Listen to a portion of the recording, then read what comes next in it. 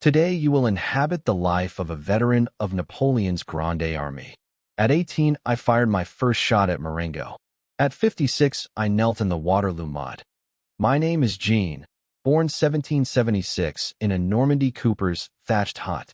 Father lay drunk on hay piles. Mother sewed by oil lamp until the rooster crowed. From age 7, I gleaned wheat in the fields, walked barefoot over frosted furrows, fingers cracked and bleeding. My priest uncle taught me letters from an old Bible. In 1789, word came that the Bastille had fallen. The whole village charged a chateau with pitchforks. At 13, I trailed behind and first saw blood-reddened stone steps. Revolutionary songs rang through the village. Priests were chased from the church, landlords' fields given to us. For one whole week, Father stayed sober and said the poor had hope. In 1793, foreign armies invaded France. The conscription horn sounded across Normandy. Father was old, brother too young. The last name on the list was mine. Mother pressed black bread and a silver crucifix into my hands. She shed no tear, only whispered, "Jean, you must live on for this family." I was assigned to the 32nd Demi Brigade, issued an old musket. My soul split. The uniform hung looser than on the drummer boy half my height. Spring 1796, a gaunt 26-year-old general rode slowly past our ranks, his eyes sharp as a hawk's. His name was Bonaparte. He told us, "Soldiers, you are naked and starving. I will lead you down to the richest plains of Italy, where bread and glory await."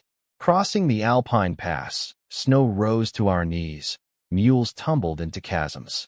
3 village boys froze stiff in the rocks and never woke again. The wheat fields of Marengo stretched to the horizon. Austrian cannonballs whistled overhead. The first scorching bullet grazed my 18-year-old ear. I leveled my bayonet and charged. The Austrian opposite me was as young and green as I was. As I drove the steel in, he cried out, "Mother." That night, I shivered in a trench until dawn. A veteran beside me laughed and offered a bottle of wine, saying, "Boy, drink it down and it will pass." After the battle, Bonaparte walked our lines himself. He pinned a bronze cross on my chest and said, "Child, France will remember you." In 1804, Bonaparte crowned himself emperor at Notre Dame. On the parade ground, we shouted "Vive l'Empereur" until our throats bled raw. Promoted to corporal, I received a new uniform of deep blue wool, brass buttons gleaming. Even my mother in Normandy would not have recognized me. Winter 1805, we deployed on the heights of Austerlitz. The emperor said, "When the sun rises, the enemy will be finished." The sun truly rose. The moment fog parted, Russians and Austrians lay massed at our feet like a flock of sheep. We charged down with bayonets. The Russian squares fell like rows of wheat. Cannonballs shattered the ice ponds. Countless men sank and never surfaced. That day's sun became known as the Sun of Austerlitz. Around campfires, we shared captured vodka and black bread, feeling all of Europe at our feet. In 1806, we crushed Prussia at Jena. The cavalry chased fugitives 30 miles, the roadsides littered with abandoned drums and standards. Our army marched into Berlin. The emperor rode beneath the Brandenburg Gate, the victory goddess statue loaded onto a wagon, hauled all the way to the Louvre. The wages I sent home grew larger. Mother wrote that she had bought a milk cow, and my brother had entered the village church school to read and write. I was promoted to sergeant, another shining star pinned on my chest. The new recruits called me Uncle Jean, though I was only 26. June 1812, 600,000 of us crossed the Niemen. The emperor told us from the bank, in 3 months we would have Moscow. The Russians refused to fight. They burned their own villages and granaries. Every town we passed was reduced to nothing but black ashes. September at Berezina, 70,000 fell on both sides. The wheat field turned to a red swamp. My young drummer brother died in my arms. We finally entered Moscow, streets utterly deserted. That night the whole city ignited at once, hellish red glow making the Kremlin a vision of hell. In October our great retreat formally began. The first heavy snow fell along the Smolensk road. Once a horse went down, it could never rise again. The temperature plunged below -30. I watched comrades sit down to rest a moment, eyelids closing, never to open again. Cossacks chased us like wolves, charging from snowy birch forests on shaggy ponies, long lances spitting one straggler after another. The pontoon bridge over the Berezina snapped. Dead men and horses drifted in the ice. The living stepped over the bodies of comrades to cross.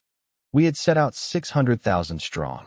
Fewer than 30,000 reached the Niemen. 3 of my toes blackened, boots fused to my flesh. I lay 2 full months in the Vilna military hospital.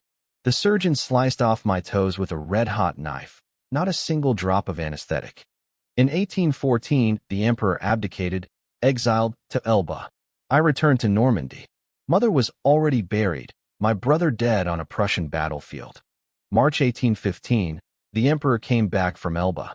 Hearing the news in the village, I dropped my plow and pulled the blue uniform out again. He received us old guard in Paris, patted my shoulder himself, and said, "Jean, one more victory, and we go home." June 18th. The Waterloo rain fell all night long. By morning the rye fields were deep mud, and our cannon stuck fast in the wheel ruts. We old guard were not committed until evening. I expected another Austerlitz. Instead came British squares unleashing volleys and bursting grapeshot. Grapeshot tore through my right shoulder.